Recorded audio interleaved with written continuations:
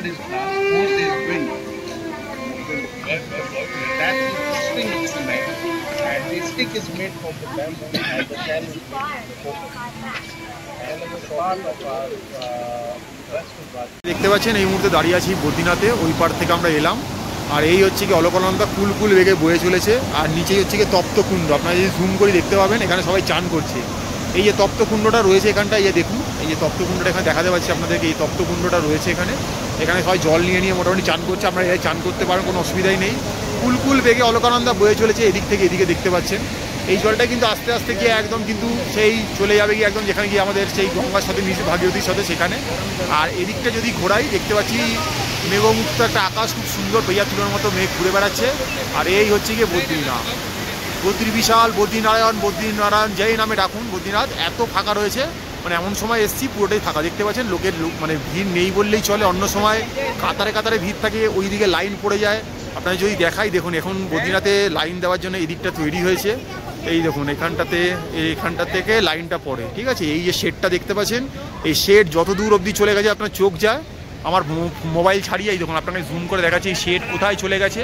ওই অত দূর অবধি কিন্তু লাইন চলে যায়, ঠিক আছে, যখন আপনি পিক সিজনে আসবেন। এখন একটু অফ সিজনে এসেছি তাই পুরো ফাঁকা। দেখুন মন্দির পুরো ফাঁকা। আমরা একটু আগে দর্শন করতে গেলাম, ভিতরে গেলাম, খুব সুন্দরভাবে দর্শন করলাম, কোনো ভিড় নেই। মানে আমি যখন গেছি আমরা দুজন গেছি, আমরা দুজনই রয়েছি, আর কেউই নেই বলতে গেলে। যদিও বিকালবেলা মন্দিরের ভেতরে গর্ভগৃহে ঢুকতে দেয় না, সকালবেলা এলে গর্ভগৃহে ঢুকতে দেয়। তো দর্শন করলাম, খুবই সুন্দর। দেখতেই পাচ্ছেন পিছনে ওই যে নীলকণ্ঠ পাহাড় রয়েছে, দেখতেই পাচ্ছেন। তার সামনেই রয়েছে আমাদের এই বদ্রীনারায়ণ, বদ্রী বিশাল। তো 4 ধামের এক ধাম বলা হয়, খুব পবিত্র ধাম, জাগ্রত ধাম। সেখানে এলাম, বারংবার আসি, প্রত্যেক বছরই আসার চেষ্টা করি, এবছর আবার এলাম। তো দেখতে পাচ্ছেন চারদিকে ঘুরিয়ে দেখাচ্ছি।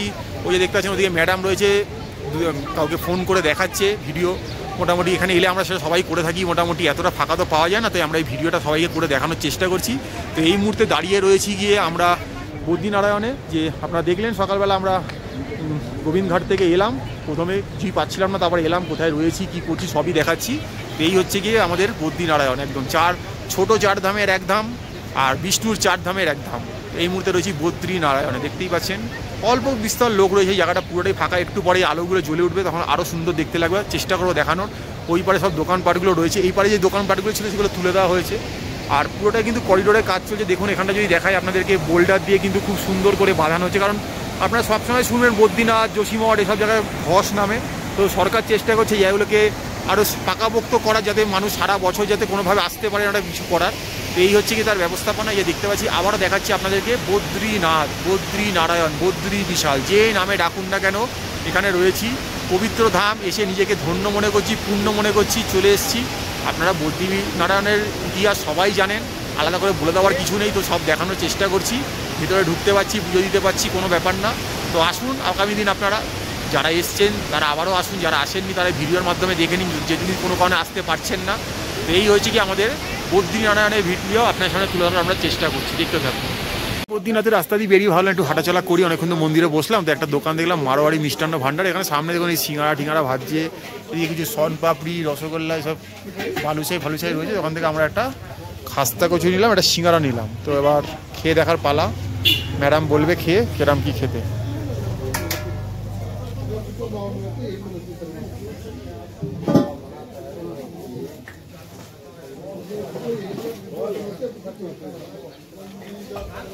এটা কিনলে খেলে এরকম মুখ নাড়াতে হয়, বুঝেছেন? ম্যাডাম বলে দিয়েছে ইশারায়।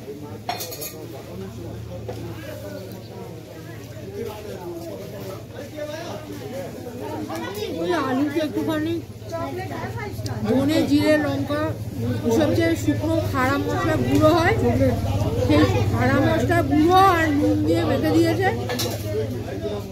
হালকা গরম সিঙ্গাড়াটা মুখ চলার জন্য চলে যায়। মুখ চলার মূল্যটা শুনলে তখন বুঝবেন কেমন লাগে। এটার দাম 25 রুপিস। এই সিঙ্গাড়াটা দাঁড়াও বলো। গাম্বিয়াতে একটা সিঙ্গাড়ার দাম বলেছিল 40 রুপিস, মানে বলেছিল জোড়া 80 বলেছিল আমাদের। আমরা সেই হিসাবে 40 ধরে নিচ্ছি। দাম 40 টাকা। হ্যাঁ, তো এই হচ্ছে গিয়ে ব্যাপার স্যাপার। এবার তার সাথে আরেকটা আইটেম রয়েছে, আমরা খেয়েও দেখবো, সেটাও বলবো। চাটনি পাটি রয়েছে, আমরা চাটনি পাটি নিচ্ছি না, টক হবে না মিষ্টি হবে বুঝতে পারছি না, তো ওই জন্য আমরা নিচ্ছি না। এই রয়েছে, শীতের জায়গায় এসব খেতে ভালোই লাগে মোটামুটি। হ্যাঁ, এই আর কি একটু মুখ চালাবো সন্ধ্যেবেলা, কারণ রাত্রিরে তো খাবার খাবোই। ওখানে আবার দেখতে পাচ্ছি কাকার দোকানে খাকড়া আছে মনে হচ্ছে, না গেওয়ার আছে, কাকার দোকানে গেওয়ার আছে, বিশাল ব্যাপার। কিন্তু খাওয়ার সাহস আমরা দেখাতে পারছি না, বিশ্বাস করুন। খুব খুব বুকে পাথর রেখে এগুলো খাই আমরা। এবার আরেকটা জিনিস খেয়ে দেখার পালা, সেটা কি দিয়েছে, এটা বলছে খাস্তা কচুরি। ভেতরে এখন দেখতে তো বড় জিনিসটা, ভালো কথা, ভেতরে কি ডাল আছে না কি চাল আছে বুঝতে পারছি না। মানে যেহেতু আমাকে বললো যে তরকারি দিয়ে খাবে না প্লেন, আমি বললাম এমনি প্লেন খাবো। বুঝুন ডালও নেই ভেতরে। আমি একটা তেলের ভয়ঙ্কর গন্ধ পেলাম, ওই জন্য আমি করি না। ডাল দেখতে পাচ্ছি, দেখুন ভেতরে ডাল দেখতে পাচ্ছি, ডাল আছে।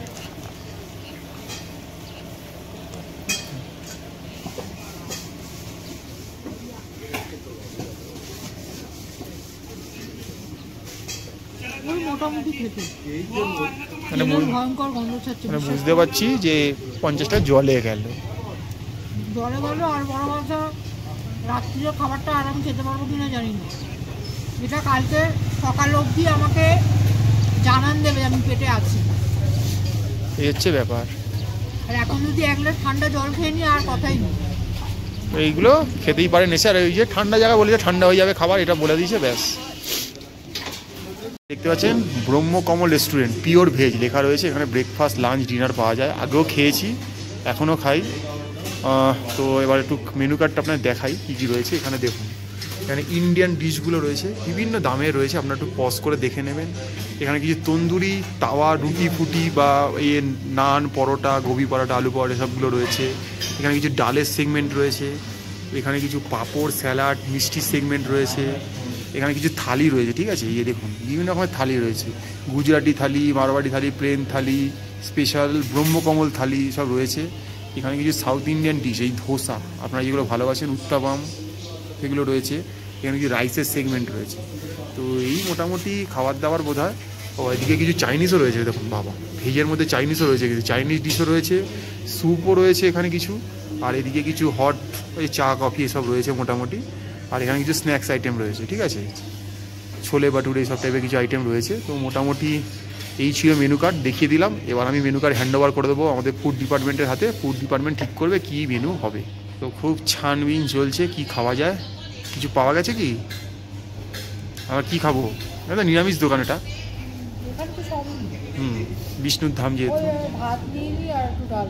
ব্যাস এই হচ্ছে ব্যাপার, ঠিক আছে।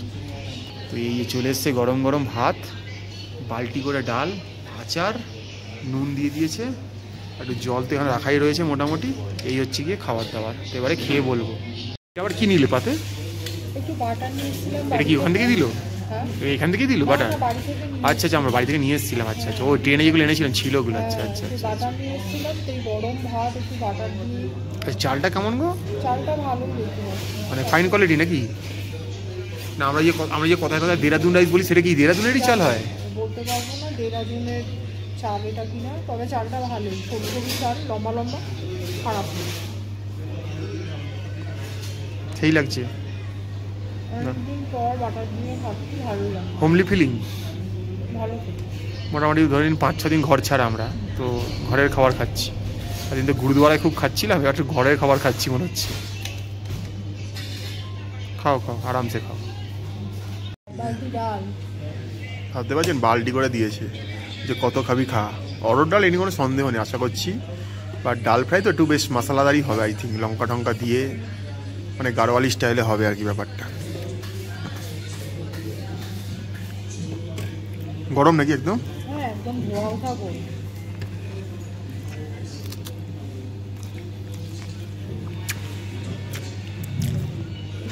কিরম খেতে?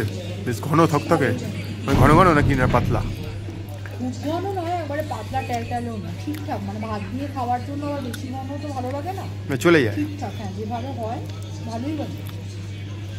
টেস্টটা দেখো ভাত দিয়ে কেমন লাগছে, আই থিঙ্ক ভালোই লাগবে, ঠিকঠাক ভালো। তো আমরা যেহেতু ঠিক করেছি একটু ডাল ভাতই খাবো আজকে অনেকদিন পরে, তো এই খাবারটাই নিয়েছি আমরা। হ্যাঁ এখন আর কোনো কিছু তরকারি পাচ্ছি কি না কি বানাবে না, হ্যাঁ ডাল ভাত আর এই বাটার দিয়ে ভাতই, এটাই হচ্ছে সব থেকে মানে একদম সেফ আর বেস্ট খাবার। হ্যাঁ আচ্ছা, পেট এবারে প্রাইসটা একটু বলে দিই। ভাতগুলো দেখবেন, ভাত রাইস হচ্ছে মানে প্লেন রাইস 90 টাকা, 90 রুপিস প্লেট। আর এই ডালটা নিয়েছি, ডাল প্লেট, এটা হচ্ছে 100 রুপিস। এই হচ্ছে আমাদের খাওয়া দাওয়া আছে। রেস্টুরেন্ট। আমরা এখন বদ্রীনাথে রয়েছি, জাস্ট বাস স্ট্যান্ড থেকে হয়তো ধরুন 100 মিটার হবে না, 100 মিটারের মধ্যে ব্রহ্মকমল। মানে এটা শুধু রেস্টুরেন্ট, এটা কিন্তু কোনো হোটেল না। অন্য জায়গায় কী হয় যে হোটেলের নিচে রেস্টুরেন্ট থাকে, আমরা সেখানে খাই, বাট এটা হচ্ছে অনলি রেস্টুরেন্ট। এটাতে আর কিচ্ছু নেই, শুধু খাওয়ারই ব্যবস্থা। সকাল মোটামুটি 8টায় খুলে যায় আর নিয়ে মোটামুটি রাত্রি 11টা অবধি, হ্যাঁ রাত্রি 11টা অবধি খোলা থাকে। মেনু কার্ড দেখিয়ে দিলাম। এর আগেও এই দোকানে খেয়েছি, খাবার ভালো, তাই আবারও ফিরে এসেছি এবং দেখলাম নিরাশ করেনি, ভালোই দিয়েছে, তাই না? তো খাওয়া যায়, হয়তো আমরা আগামীতে আবার এই দোকানে আবার হয়তো খেতে আসতে পারি। এই ছিল আমাদের মোটামুটি আজকে বদ্রীনাথের রাতের খাওয়া দাওয়া। তো দেখতে থাকুন ব্যাক টু ব্যাক আপনার জন্য ভালো ভালো ভিডিও আমরা নিয়ে আসার চেষ্টা করছি। এই মুহূর্তে আমরা রয়েছি উত্তরাখণ্ডের পপুলার ছোটো চারধামের এক ধাম এবং বিষ্ণুর চারধামের এক ধাম বদ্রীনাথ, বদ্রী বিশাল বা বদ্রীনারায়ণের কাছে। দেখতে থাকুন।